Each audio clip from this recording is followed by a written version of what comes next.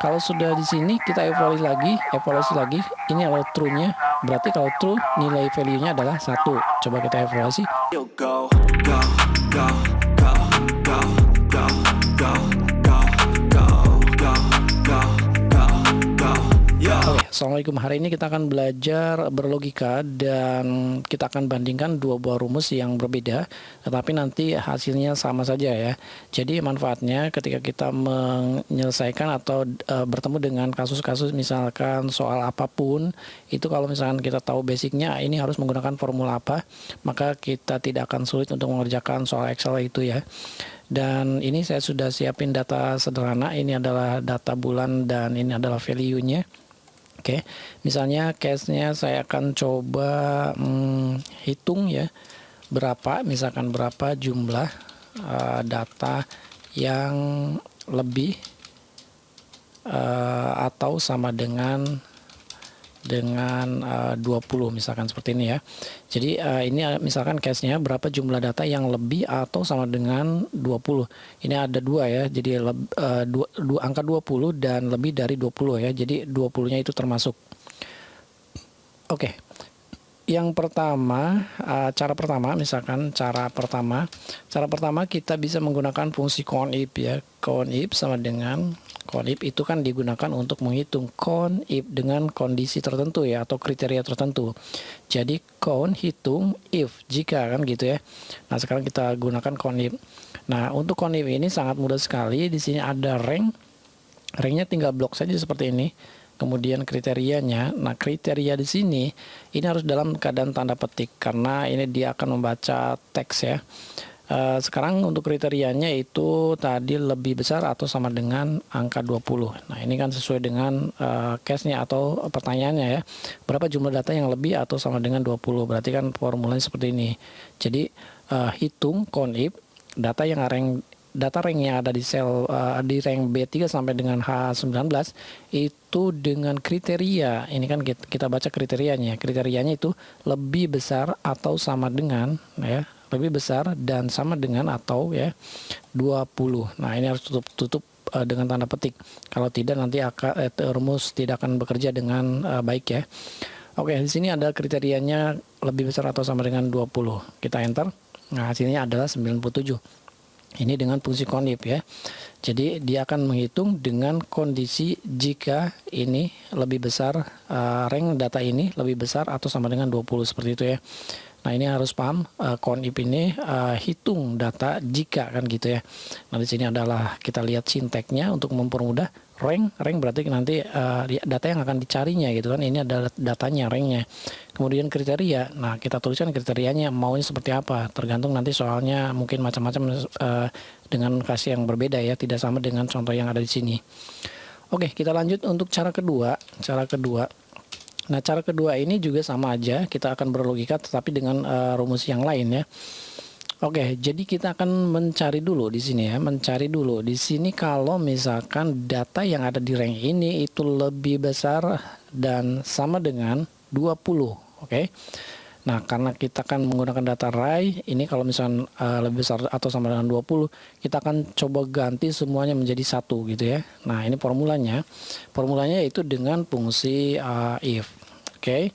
If ini logical test, if di sini semua di sini ya, tanpa kita kunci dengan F4 itu adalah lebih besar dan sama dengan 20 gitu kan. Ini ada logical testnya.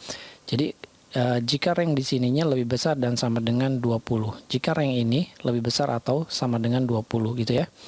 Nah, sekarang kalau benar, nah ini kan value if true, kalau benarnya titik koma, kalau benar maka nilainya adalah 1. Oke. Nah, sekarang value if false-nya harus diisi ya, karena selain 1 dia akan menghitung 0.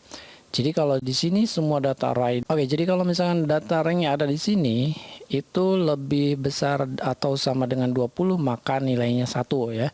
Jadi misalnya kita mulai dari sel B3. Ini formulanya dia akan membaca dari B3 ya.